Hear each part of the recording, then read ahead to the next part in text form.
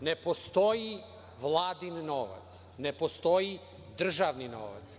Kad se plaća iz budžeta, ne plaća Vlada, niti plaća država, nego plaćaju poreski obveznici, građani Republike Srbije. Prema tome, potpuno je svejedno da li se plaća pretplata od 150 ili 300 dinara ili se plaća PDV, akcize itd. u budžet, pa iz budžeta i jedno i drugo plaćaju građani.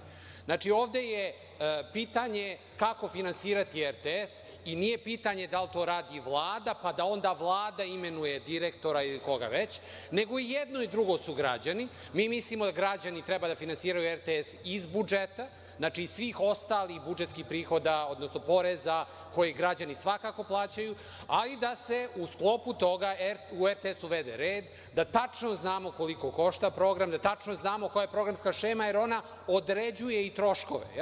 I kad to uradimo, onda RTS može biti finansiran iz budžeta. Nezavisnost se ostvaruje tako što se u zakon uvede formula po kojoj se određuje koliko RTS-u treba dati novca svake godine. Formula na koju onda Vlada ni Skupština ne može da utiče bez da menja Zakon o medijskom servisu.